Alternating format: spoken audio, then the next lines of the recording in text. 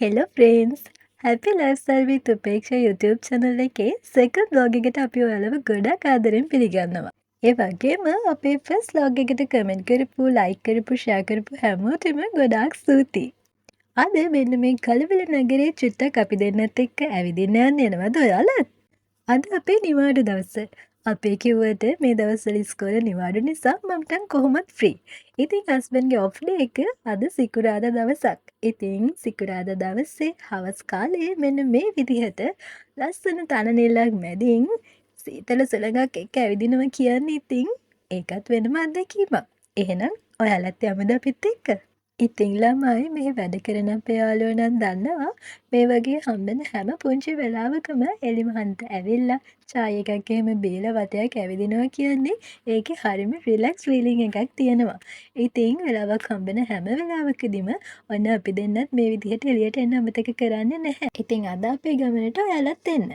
මේ ඈතින් පේන්නේ මුස්ලිම් පල්ලියක්. ඉතින් මෙහි ඉන්න මුස්ලිම් බැතිමතුන් අද සිකුරාදා දවසේ විශේෂයෙන් මේ හවස් කාලේ එයාලගේ යාඥාවන් වලට මේ මුස්ලිම් පල්ලියට එනවා. ඉතින් මේ විදිහ ලස්සන පල්ලියක් දකිද්දි අපි බෞද්ධයෝ වුණත් ක්‍රිස්තියානි වුණත් අපේ හදවතෙත් ඒ ගෞරවය ඒ භක්තිය ඒ විදිහටම තියෙනවා. ඒ මොකද මේ රට තුළ තියෙන මේ ආගමට අපි හැමෝම එක විදිහට ගෞරව කරනවා. එහෙනම් ඔන්න ඔයාලත් ඒ ලස්සන චුට්ටක් විඳගන්නකෝ.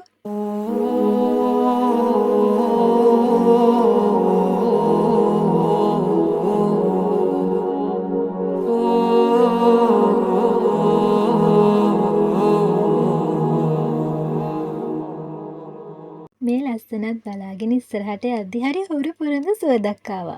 බලන්නකෝ මේ මල අඳුරගන්න පුළුවන්ද කියලා. ඔව් ඔයාලා හරි. මේ අරලිය මල්. මේ යායම අරලිය මල් සුවඳයි. ඒ සුවඳ අතරින් ඔන්න අපි දැන් යන්නේ අපේ රෑ කෑම ගන්න පුළුවන් තැනකට. මේ රෙස්ටුරන්ට් එකේ ලංකාවේ රසට ගන්න පුළුවන් කෑම ගොඩාක් තියෙනවා. ඉතින් අපි ඕඩර් කරලා මේ අපේ ආසම චොකලට් ඩ්‍රින්ක් එක රස බලන ගමන් ඉතින් ඔන්න දැන් අපි අපේ ගෙදර යන්න හදන්නේ. ඒ අනතුරුතරේදී ඔයාලත් එක්ක බෙදාගන්න හිතුවේ කොච්චර කලබලකාරී නගරයක් වුණත් මෙන්න මේ පදිගමන් තීරුවේ ඇවිදගෙන යනකොට මෙන්න මේ ලස්සන ගස්වැල් අතරින් ඒක හරියම නිදහසේ යන්න පුළුවන් ගමනක්. ඉතින් මේ තියෙන පදිගමන් තීරුව. මේ එහා පැත්තේ ඔන්න ඔය දඬුමුණේ නැගලා අය කෙනෙක් යන්නේ. ඒ බයික් රයිඩර්ස්ලට යන්න තියෙන ලයින් එක. ඉතින් ඒක නිසා කරදරයක් නැතුවම බොහොම නිදහසේ මේ මන්තීරුවේ ඇවිදගෙන යන්න අපිට අවස්ථාව තියෙනවා. ඒ වගේම තමයි මේ ගස් යටින් යනකොට තියෙන සිසිලස ඒක නම් ඇත්තටම හරිම අපූර්ව අත්දැකීමක්. ඒ මොකද ස්වාභාවික දේ තරම් මොන දේත් වටින්නේ නැහැ කියනවනේ ළමයි. ඔන්න කතාවෙන් දැන් අපි හරියටම ආවා ටවුන් එකේ මැදට. බලන්නකෝ මේ ලස්සන මල් වල තියෙන සුන්දරත්වය. ලස්සනයි නේද? මේ වගේ පාට මල් මේ ටවුන් එක මැද හැම රටින් 30කටම හදලායි තියෙන්නේ. හරිම ලස්සනට.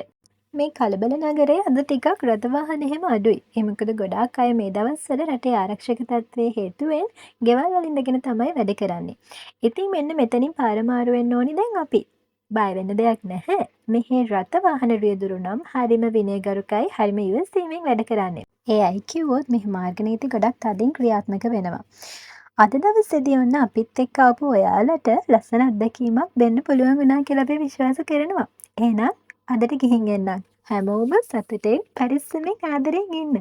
හැමෝටම සුබ දවසක්.